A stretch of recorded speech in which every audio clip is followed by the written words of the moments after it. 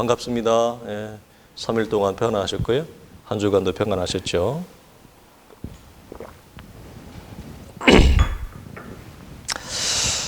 네, 이제 우리 드디어 팔복의 마지막에 도착을 했습니다.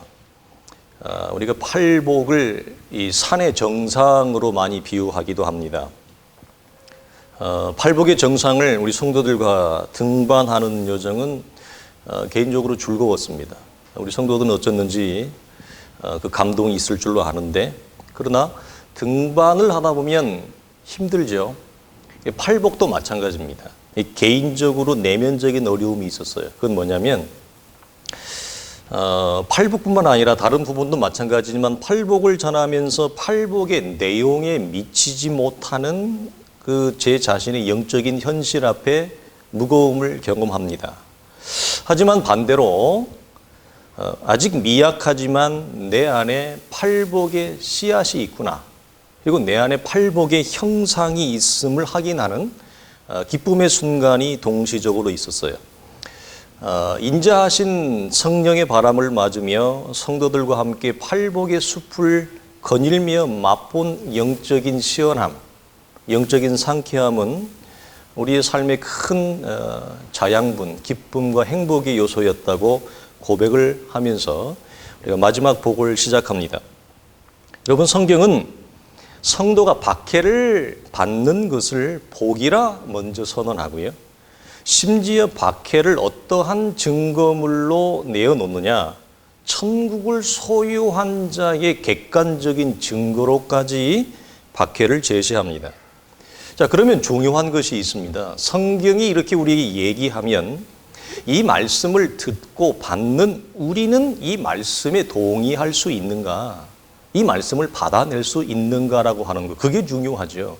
성경이 아무리 이런저런 진리를 얘기한다 할지라도 그걸 듣는 우리, 받아내는 우리가 동의가 안 된다면 그건 아무런 의미가 없기 때문에 그렇습니다.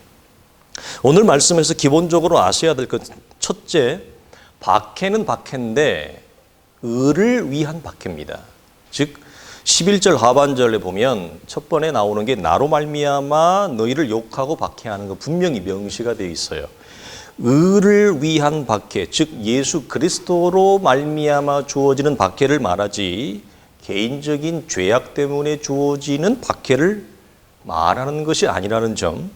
둘째는 이 박해의 시점이 현재를 말합니다. 즉 이 땅에서 성도가 믿음으로 걸어가는 걸음 속에 주어지는 피할 수 없는 현재적인 박해, 이 두 가지가 이 말씀에서 우리가 먼저 고려해야 될 점이에요. 자, 그러면 아니 목사님, 우리가 예수를 믿는 것은 이 땅에서도 형통한 복을 받고 죽어서는 더 좋은 천국의 복을 받는 것이 신앙생활의 목적이 아닌가? 사실 액면가대로 얘기하면 그것 때문에 목사님 예수 믿는 거 아닙니까? 우리가 그렇게 제시할 수 있습니다. 자, 그런데 왜 주님은 박해를 복이라고 우리에게 말씀을 하실까? 이것이 우리에게 걸림이 될 수 있어요. 과연 현대 성도들이 이 말씀을 받을 수 있을까?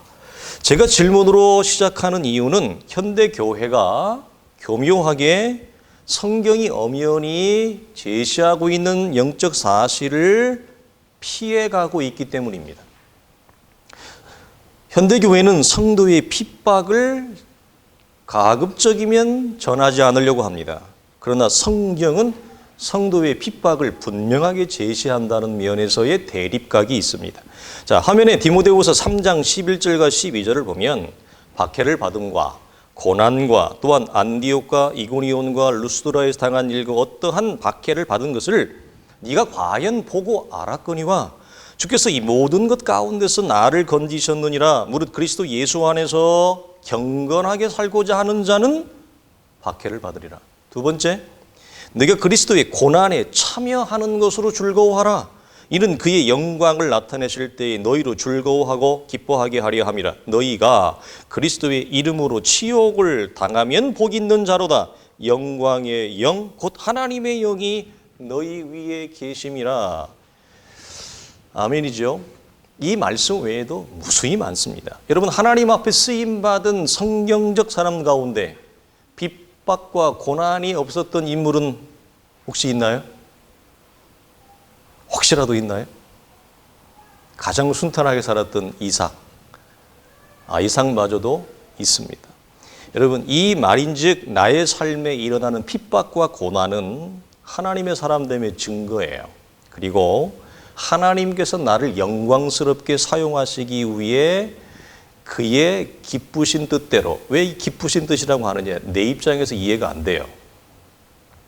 그래서 그의 기쁘신 뜻대로 역사하시는 것으로 받아들이는 성도가 복 있는 성도예요. 그 성도가 영광스러운 성도예요. 자, 성경은 한 걸음 더 나아가 여러분 역설적으로 이런 말도 얘기해요. 자, 누가복음 6장 26절에 보면 모든 사람이 너희를 뭐하면 칭찬하면 화가 있도다. 그들의 조상들이 거짓 선지자들의 이와 같이 하였느니라. 여러분, 구약에 오는 거짓 선들의 특징이 뭐예요? 그 다음에 거짓 종교자들의 특징이 뭐예요? 그들은 화를 얘기를 않습니다. 저주를 얘기를 안 해요. 늘 샬롬을 얘기해요. 그리고 모든 것이 칭찬으로, 이 본문에서는 칭찬으로 받았지만 모든 하나님의 임박한 진노, 하나님의 임박한 심판이 왔음에도 불구하고 그들은 뭐라고 얘기하죠? 하나님의 축복을 얘기합니다. 심판을 얘기하지 않아요. 진노를 얘기하지 않아요. 그 차원을 이렇게 표현하는 것입니다. 자, 무슨 말입니까? 성도란 이 땅에서 결코 모든 사람들로부터 환영받고 칭송받지 못한다는 사실을 말해주는 거죠. 그래서 여러분, 모든 사람이 나를 존중하고 모든 사람이 나를 높이는 것을 여러분 반드시 복이라고만 여기지 마십시오. 자, 그렇다면 우리가 갖는 궁금증은 뭐냐? 이 제한되어진 이 유니버스, 우리가 살아가는 이 우주 안에, 이 세상 가운데 왜 성도가 핍박을 받아야 되느냐예요. 우리가 뭘 잘못했나요? 우리가 뭘 훔쳤나요? 우리가 뭐 사기를 쳤나요? 왜 성도가 이런 핍박을 받죠? 우리가 왜 고민하지 않을 수 없어요. 첫 번째로 여러분, 이 궁금증은 누구에게 물어보는 게 제일 정확할까요? 현재 핍박을 경험하고 있는 자에게 물어보는 것이 제일 정확해요. 예수를 믿으며 예수 그리스도로 인하여 주어지는 핍박을 경험한 적이 없다. 잘 고민이 안 될 거예요. 정확한 여러분 묵상의 내용이 없을 거예요. 아니, 지금 현재 핍박을 내가 받고 있는 것이 있는가? 내 삶에 어떤 형태로든지 핍박의 경험의 여부, 그 다음에 현재성의 여부에 의해서 그분이 답변하는 것이 아마 가장 적절할 것입니다. 그러나 우리가 성경을 통해서 확인하는 이 시대의 세상적 구조를 보면 첫 번째로 이런 겁니다. 여러분, 죄로 타락한 이후에 세상의 역사는 언제나 하나님을 뭐 했어요? 거절하고 대적했음을 여러분이 아셔야 됩니다. 어느 시대나 동일합니다. 자, 특히 가인이 아벨을 죽인 이후부터 공식적으로 하나님에 대한 거대한 반역과 대항은 일어납니다. 자, 가인의 후손들은 항상 하나님을 대적합니다. 역사 속에. 지금은 어떨까요? 지금도 마찬가지입니다. 여러분, 가인의 후손 중 라멕은 노아의 방주와 정면으로 충돌을 하고 주님이 홍수로 세상을 정화했지만 노아의 세 자손 셈과 함과 야벳 중에서 셈의 계열만이 하나님의 신앙을 계승합니다. 여러분, 많은 자손들이 태어났습니다. 그리고 그들이 온 세상으로 흩어지죠. 흩어지면서 그들이 하나님을 향해 대항하는 대표적인 상징물을 만들었죠. 그게 뭐예요? 바벨탑입니다. 그래서 그들이 바벨탑을 쌓아 올리면서 뭐라고 그랬죠? 하늘의 가장 높은 꼭대기에 이 바벨의 탑 꼭대기를 닿게 하자. 그래서 하나님을 향한 단체로 공식적으로 저항을 합니다. 여러분, 이 표현을 보면 뭐가 기억이 나죠? 우리 수요일날 나누었듯이 이사야에 나오는 너 아침의 아들 계명성이여. 타락한 천사장이 하나님 앞에 꿈꿨던 게 뭐예요? 내가 가장 높은 하늘의 자리에 올라가리라. 가장 높은 하늘의 자리, 하나님의 보좌를 탐했던 그 말씀이 바벨탑에서 뭐라고 나온다고? 인간들이 우리가 가장 높은 하늘의 이 탑을 꼭대기를 닿게 하자. 원리적으로 같아요? 틀려요? 동일하죠. 같습니다. 이 바벨탑으로 상징되어지는 하나님을 대적하는 이 역사가 여러분 일어나게 되어집니다. 자, 이렇게 세상은 또 다른 바벨탑을 지금도 뭐죠? 쌓고 있어요. 여러분이 바벨탑의 역사가 창세기로만 그쳤다라고 생각하면 큰 오산이에요. 모든 시대마다, 모든 세대마다 또 다른 바벨탑을 모습이, 바벨탑의 저항이, 바벨탑의 대적이 하나님을 향해 시대 가운데 단 한 번도 그친 적이 없어요, 여러분. 이 사실을 여러분 기억해요. 그래서 단지 창세기에만 보이는 대적의 모습이 아니라 오늘 현재의 모습이라고 하는 사실이 하나님을 대적하는 거. 자, 요한복음 15장에 보면 주님이 아주 유명한 우리가 잘 아는 친숙한 말씀을 합니다. 세상이 너희를 미워하면 너희보다 먼저 누구를? 나를 미워한 줄 알라. 너희가 세상에 속하였으면 세상이 자기의 것을 사랑할 것이나 너희는 세상에 속한 자가 아니요 도리어 내가 너희를 세상에 택하였기 때문에 세상이 너희를 미워하느니라.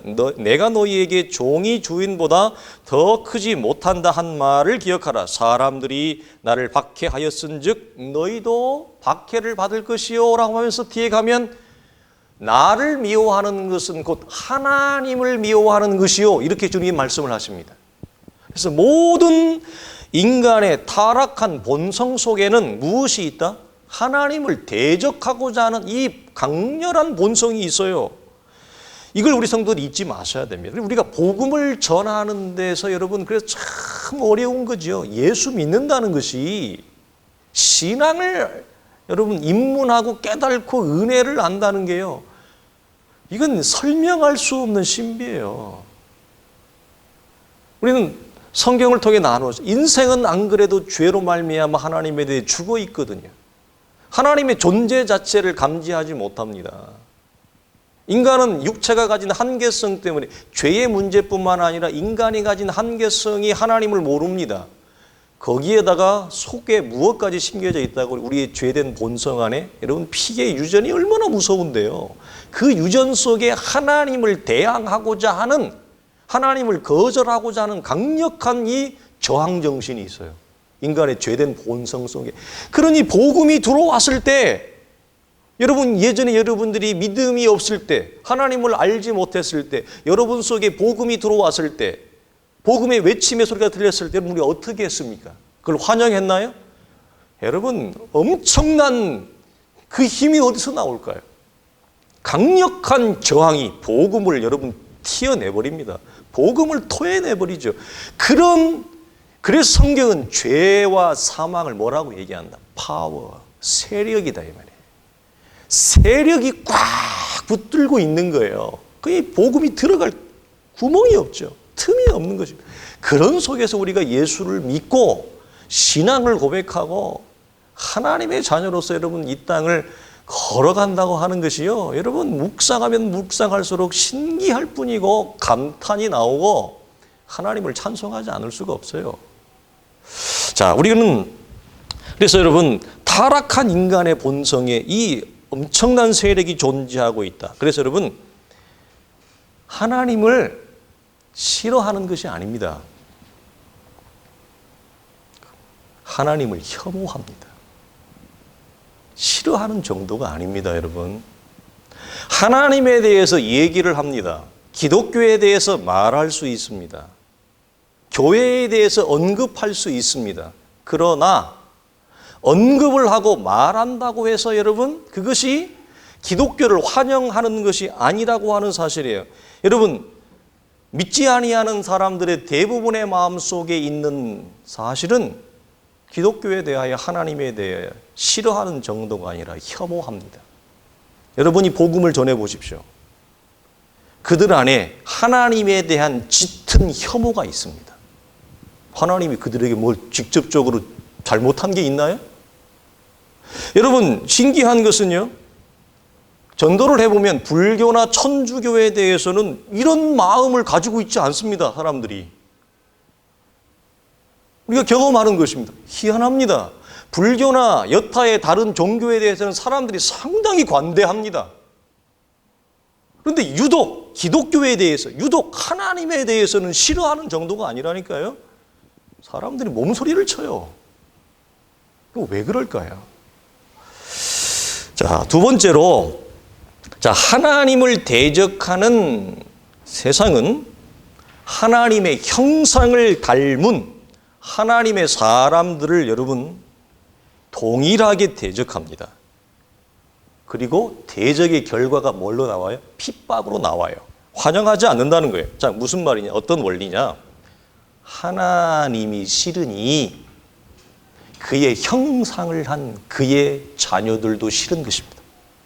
하나님이 싫으니 하나님의 형상을 한 예수쟁이들이 싫은 것입니다. 기억하십시오. 자연스럽습니다. 하나님의 형상을 가진 자와 가지지 못한 자의 충돌이고, 경건한 자와 불경건한 자의 다툼이고, 빛과 어두움의 대적입니다. 성경은 이걸 얘기합니다. 항상 창조 이래로 이 두 영역은 한 번도 화목을 이루어 본 적이 없어요. 항상 충돌합니다. 항상 대적합니다. 항상 다툽니다. 그 다름이, 이 극복할 수 없는 다름이 있어요. 이 극복할 수 없는 층이 무엇을 불러내더라? 핍박을 불러내요. 우리가 이 다름을 요즘은 인권과 인종의 문제에서 인종차별, 인권으로도 다루기도 하지만, 여러분, 우리가 살아가는 세상의 문화 속에서도 다름은 무엇으로 나타나죠? 혐오와 핍박으로. 그렇죠? 사람과 사람 사이에서도 다름이 있어요. 근데 그 다름을 품어내는 사람이 있고, 다름을 혐오하고 핍박하는 사람이 있어요. 근데 이 사람과 사람 사이에서 문제가 아니라 모든 인간은 하나님에 대하여, 그 다음에 하나님의 형상을 가진 자들에 대해, 하나님의 형상을 가진 자들은 그 안에 하나님의 경건, 하나님의 파이어티가 있어요. 그 경건이 있고 하나님의 빛이 있는데, 요한복음은 어두움이 그 빛을 뭐 하더라? 튕겨내더라. 싫어하더라. 불경건한 자들이 경건한 자의 모습을 보고 환영하는 게 아니고 응원하는 게 아니라 싫어해요. 다 밀어내요. 이 극복할 수 없는 이 틈이 있음을 성경이 얘기합니다. 자, 가인이 친동생인데요, 아벨을 왜 죽였어요? 요한 1서 3장 12절에 볼까요? 가인같이 하지 말라. 그는 악한 자에게 속하여 그 아우를 죽였으니 어떤 이유로 죽였느냐? 자기의 행위는 악하고 그의 아우의 행위는 의로움이라. 자기 안에 불경건과 동생의 속에 보이는 경건, 자기 속에는 보이지 않는데 동생 속에는 하나님의 형상이 보이고 동생 속에는 하나님의 빛이 보여요. 그러면 그것을 좋아하느냐? 인생이 한 어미 밑에서 태어난 형제마저도 자기에게 없는 그걸 가진 아벨을, 동생을 쳐 죽이더라. 근데 그 앞에 성경은 그는 악한 자에게 속하여, 이 악한 자가 누구냐? 마귀에게 속하여. 그래서 앞에 9절과 10절에 쭉 얘기합니다. 하나님으로부터 난 자, 그 안에 뭐가 있더라? 하나님으로부터 주어진 씨가 그 속에 거하는 자. 그 다음 10절에 그러므로 하나님의 자녀와 마귀의 자녀들이 시대 가운데 나타나는데 하면서 12절에 나오는 가인을 뭐라고 하냐? 그는 악한 자에게 속했다. 그 악한 자가 뭐예요? 마귀에게 속한 자. 이렇게 말씀의 흐름이 이어져 갑니다. 자, 다음 화면에 보면 가인과 아벨 속에 보이지 않는 이 다툼, 충돌, 결론, 그러므로 마귀와 하나님께 속한 자의 대립이 보입니다. 여러분, 가인은 아벨을 죽인 것으로 끝이 아닙니다. 그럼 가인의 세대가 끝났잖아요. 그러면 자기가 동생을 죽인 것으로 끝나고 자기의 세대가 다하여 끝나면 더 이상 핍박이 이어지지 않아야 되잖아요. 근데 주목할 만한 것은 가인의 후손이 거룩한 자손을 대항하고 핍박하는 모습이 이 이후로부터 성경의 전체의 뒷면의 역사에 지금까지 이르고 있다는 거예요. 이 사실을 잊지 마십시오. 자, 창세기 4장 25절에 보면 아담이 다시 자기 아내와 동침하매 그가 아들을 낳아 그의 이름을 셋이라 하였으니 이는 하나님이 내게 가인이 죽인 아벨 대신 다른 씨를 주셨다 이렇게 돼 있어요. 그러면서 창세기 5장의 거룩한 계보인 셋의 계보가 시작되어집니다. 10대의 10대의 계보가 쭉 나와요. 그 마지막이 그걸 받는 이가 노아예요. 노아의 후손은 또 셈의 계열로 이루어지고 셈의 계열에서 아브라함이 나와요. 여러분 여기 보면 하나님이 다른 씨, 성경은 하나님으로부터 심기어지는 이 씨를 얘기해요.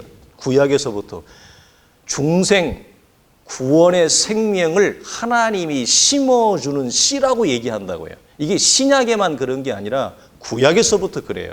그래서 중간에 수식어구가 들어가지만 내게 가인이 죽인 아벨 대신 빼버리면 이 수식어구를 빼면 주어동사 목적어밖에 안 나와요. 하나님이 다른 씨를 주셨다. 이것만 나와요.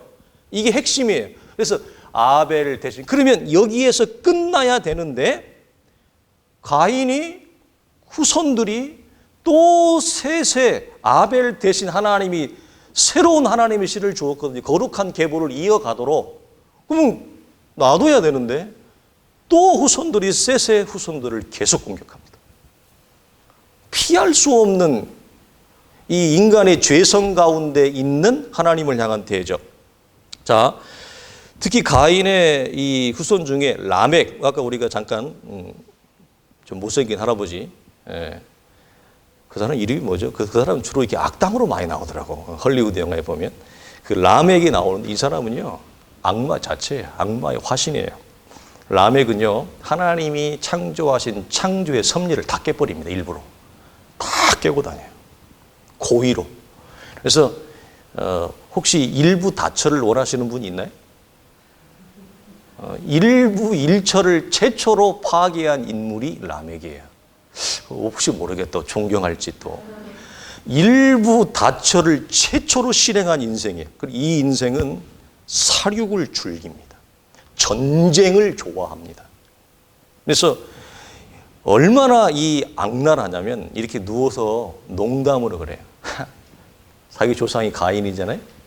저 위에 가인 할아버지 정도의 악행이야 뭐 나의 악행에 비하면 세 발의 피다. 하나님이 가인을 위해서는 벌을 7배 주셨어. 나에게는 몇 배? 라멕을 위하여는 77배를 주셨느니라. 무슨 말이에요? 가인 우리 할아버지가 지은 그 정도 죄 가지고는 나에게 상대도 안 돼. 뭘 자랑해요? 자신의 죄의 살상력을, 죄의 이 잔혹함을 자랑합니다. 그러면서 뭐라고 얘기하느냐? 그 아내들이 여럿 있잖아요. 아다여 실라여 다 누구든지 나를 건들기만 해봐. 나는 나를 건드는 이를 다 죽였다. 이렇게 얘기해요. 창세기에 나와요.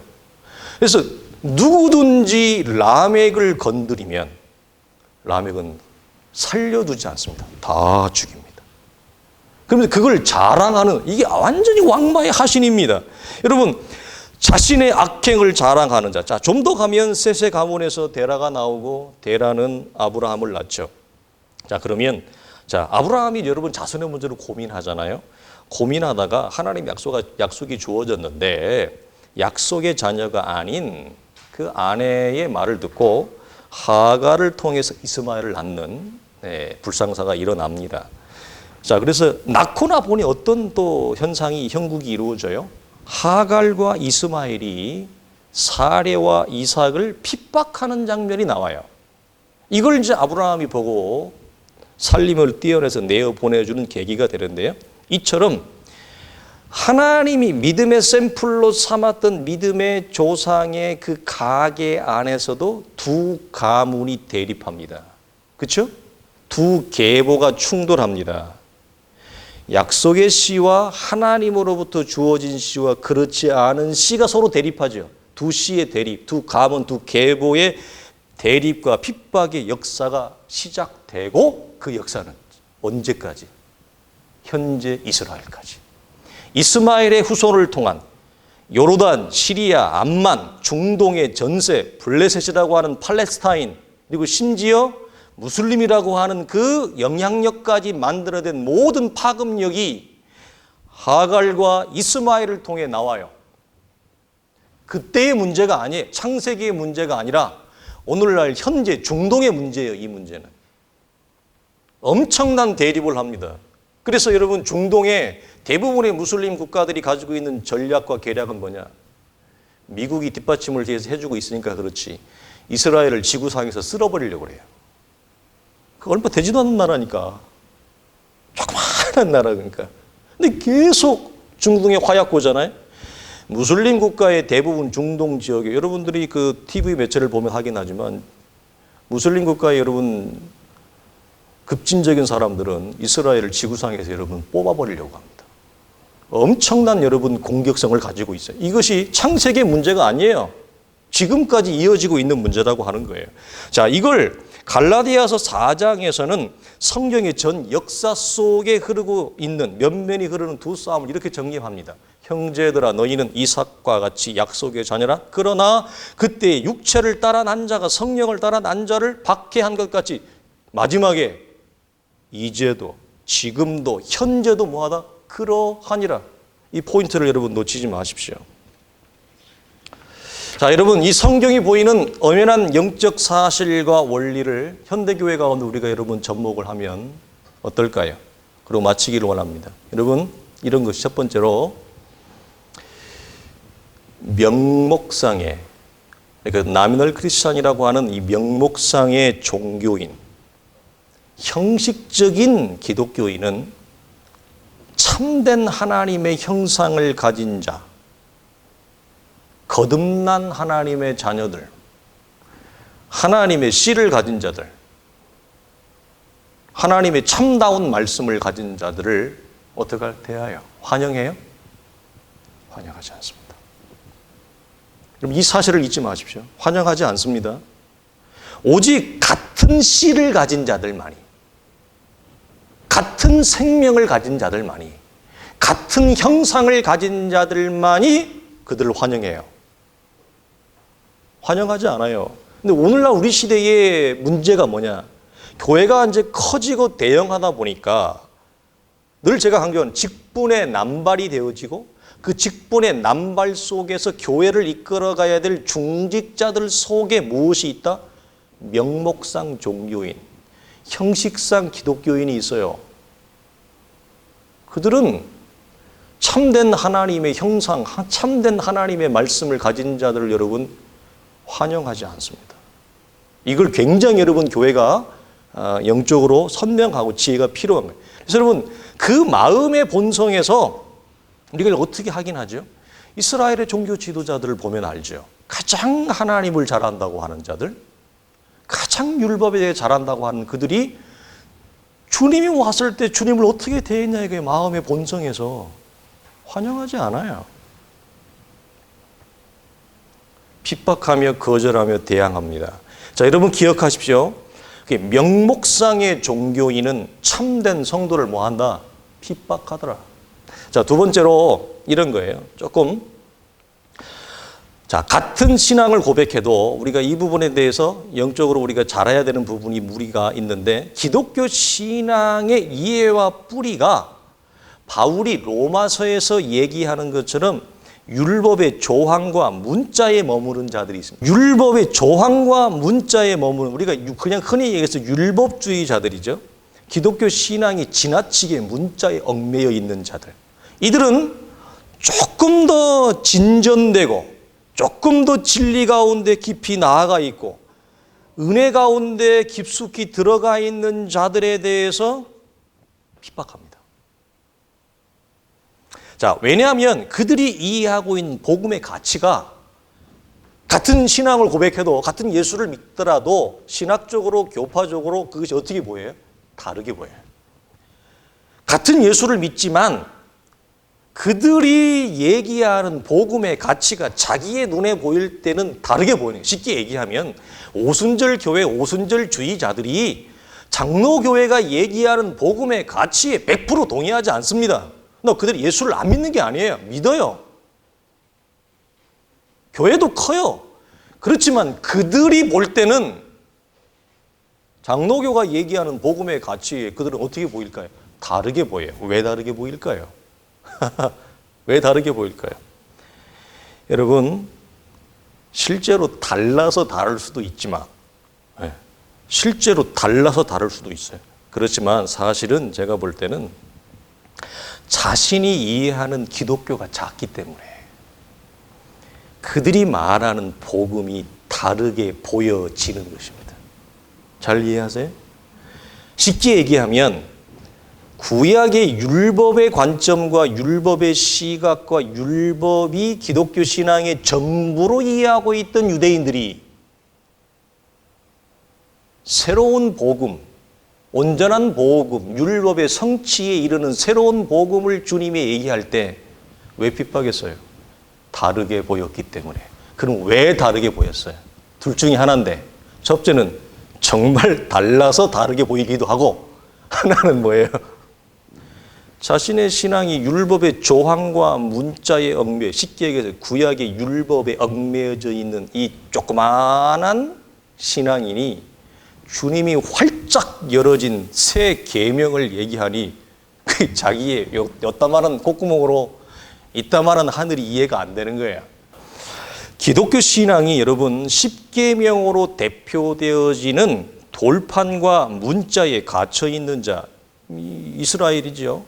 그리고 돌판과 문자가 깨어지고 풀어져 그것을 삶에서 성취하고 이루어내는 자, 예수 그리스도의 새 계명이요, 새 부대요, 새 술이었습니다. 자, 바울은 로마서에서 이걸 이렇게 표면적 유대인이 유대인이 아니라 이면적 유대인이 참 유대인이라 하면서, 그래서 바울이 우리에게 권면하는 게 뭐예요? 율법 조문에 갇혀 있는 신앙이 되지 말라고 권합니다. 네, 여러분, 이게 예수 믿는 것도 하나님의 큰 은혜, 설명할 수 없는 큰 은혜지만 신앙이 레터에, 문자에, 조항에, 항목에 얽매여 있지 않고 이 문자가 풀어지고 조항이 풀어져서 더 큰 복음의 가치로 나아가는, 즉 율법의 자리에서 복음의 자리로 나아가는 게 얼마나 큰 하나님의 은혜인지 몰라요. 그리고 이게 시간이 언제 얼만큼 걸릴지도 몰라요. 평생 안 열릴 수도 있어요.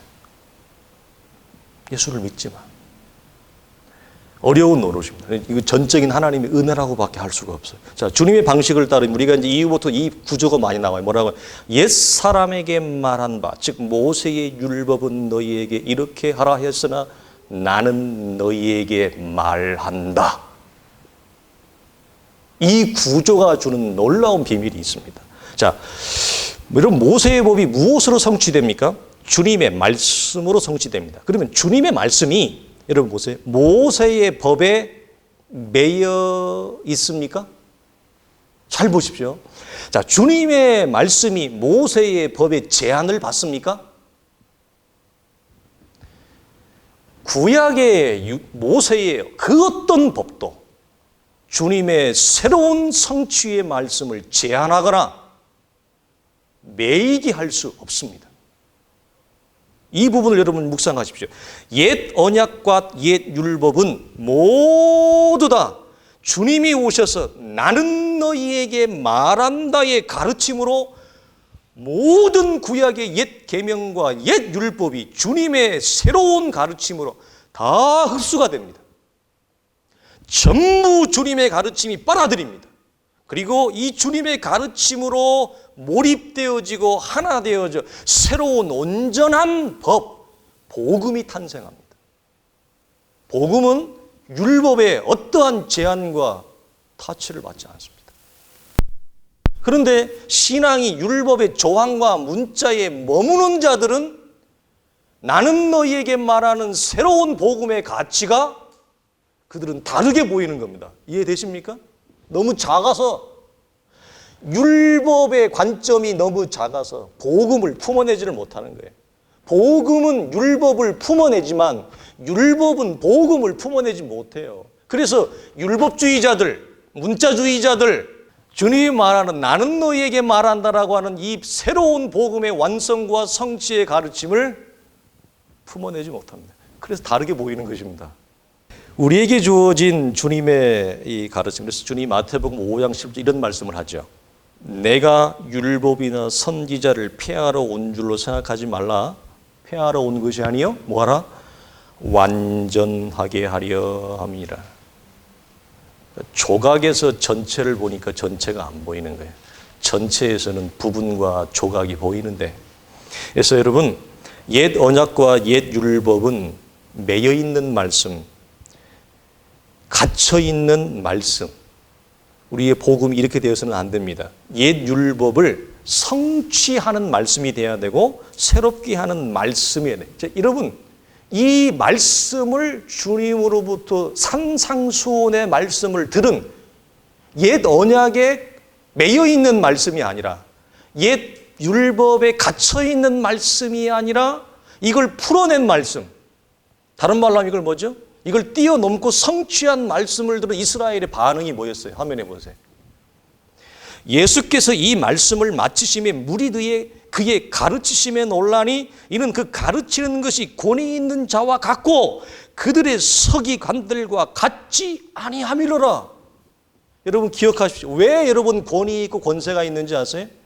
여러분 성취하는 말씀을 들을 때는 말씀 속에서 성도들이 뭘 경험하냐면 말씀의 authority, 말씀의 여러분 파워, 권세를 경험해요.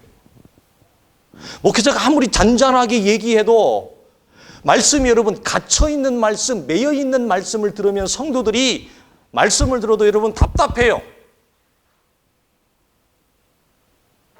오히려 성도들의 신앙을 옥죄해요. 오랫동안 그 말씀을 들어와도 신앙적으로 자람도 없고 의의 열매도 보이지 않고 신앙이 여러분 갇혀있어요. 답답해요.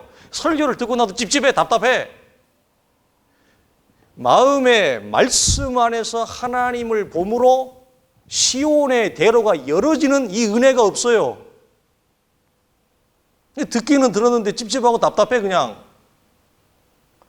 그런데 풀어지는 말씀, 말씀이 성취되어지는 말씀을 들으면 영적인 권세를 성도들이 경험해요. 그래서 이분들이 서기관들의 말과 다르다. 당연히 다르죠. 당연히 다르죠. 그 권세 있는 말씀들을 이스라엘이 들은 축복을 경험한 것입니다. 그래서 우리의 신앙이 여러분 율법이 복음으로 성취되어지기 때문에 하나예요. 하나예요. 한 관점이에요. 그래서 그렇지만 옛 언약과 옛 율법에 매여 있고 멈춰 있고 거기에 옥죄되어져 있는 신앙은 곤란해요. 이렇게 넘어오셔야 돼요. 마치 무엇처럼 출애굽할 때 어린 양의 피를 문설주에 밝았을 때 그 위를 뛰어 넘어가더라, 패스 오버돼서 넘어가더라 하는 것처럼 구약의 율법적 신앙에서 신약의 복음의 신앙으로 패스 오버되어 넘어와야 돼요. 처음에 구원이 우리가 열어질 때도 유월절의 피로 넘어오듯이 우리의 신앙이 율법이 아니라 복음으로 넘어가는 것도 주의 십자가로 넘어가야 돼요. 이해되시죠? 우리의 노력으로 되는 게 아니에요. 우리의 의지로 되는 게 아니에요. 주님의 십자가로 피로 유월돼서 넘어오는 거예요. 그래서 이 은혜를 우리가 구해야 되는 것입니다. 말씀을 마감합니다. 그래서 공동체가 여러분 이런 차원에서 한 목회자를 통해 주어지는 진리의 말씀을 함께 공유하는 성도, 공유하는 교회가 그렇게 좋은 거예요. 저의 소망 가운데 하나가 뭐냐? 매주 전달되어지는 말씀을 우리 성도들이 풍성하고 넉넉하게 받아들이고 이해하여 온 교회가 말씀 안에서 참된 신앙적 공유, 교제, 교통으로 행복해하는 교회, 그것으로 즐거워하는 성도들. 목사 혼자 신나면 안 되고 목사 혼자 침 튀겨서는 의미가 없어요. 물론 침을 튀겨야 되겠죠. 처음부터 하나를 얘기하는데 100을 알겠습니까? 누가? 이건 학문의 영역이 아니에요. 그렇지만 이런 은혜가 우리들 속에 임한다면 우리가 이 시대를 걸어가면서 녹록치 않은 삶에서 우리가 얻어낼 수 있는 영적인 즐거움, 유쾌함, 자양분, 기쁨, 행복, 참된 영적인 만족, 이런 것 전부 어디에서 옵니까? 말씀을 함께 공유하면서 와요. 함께 공유하십시다. 이런 은혜를 우리가 누릴 수 있기를 주님의 이름으로 간절히 축원합니다. 기도하겠습니다. 하나님 아버지 감사합니다. 팔복을 하나님 오늘로 마감했습니다. 거룩하신 아버지 하나님, 지난 수개월 기간 동안 부족한 강단을 통해 하나님이 베풀어 주시고 열어주신 복된 주의 말씀이 사랑하는 성도들의 신앙과 삶을 새롭게 하며 우리의 믿음을 증진하며 우리의 믿음을 새롭게 하며 견고하고 의로운 믿음, 거룩한 믿음, 희락이 있는 믿음, 평강이 있는 믿음으로 세워주시기를 원합니다. 이미 귀가 열어진 성도들에게는 더 큰 귀를 열어주시고 아버지 이미 마음이 열어진 성도들에게 더 큰 마음을 열어주시고 이미 허락되어진 믿음이 더 커지는 믿음의 거룩한 역사가 사랑하는 성도들의 심령 가운데 임하여 아버지 하나님, 오늘도 우리는 이 예배를 마치고 돌아가면 나에게 주어지는 현실은 녹록치 않고 오늘도 싸워야 될 우리의 싸움은 쉽지 않고 무겁고 하나님께로 도망가고 싶기도 하고 피하고 싶기도 하고 하나님 모든 것을 놓고 싶기도 하는 우리의 현실입니다. 주여 이 현실을 무엇으로 이겨내고 이 현실을 하나님 무엇으로 우리가 감내하며 하나님 이걸 기어이 넘어서며 기어이 믿음으로 승리하며 성취하며 하나님 영적인 즐거움과 유쾌함 속에서 걸어갈 수 있습니까? 주여 말씀밖에 없습니다.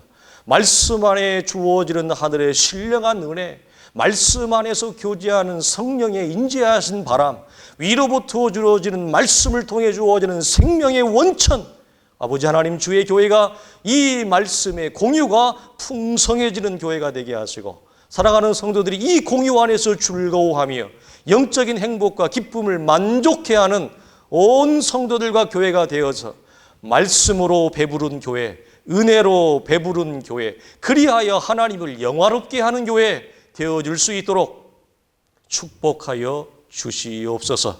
우리 주 예수 그리스도의 이름으로 간절히 기도하옵나이다. 아멘. 이제는 우리 주 예수 그리스도의 은혜와 우리 하나님의 크신 사랑과 성령의 감화감동 역사하심이 팔복의 모든 복을 우리의 복으로 삼으며 주의 교회의 열매로 삼기를 원하는 사랑하는 성도들의 선한 걸음과 선한 믿음의 싸움과 섬김과 걸음 위에 이제로부터 영원토록 항상 함께 있을지어다. 아멘.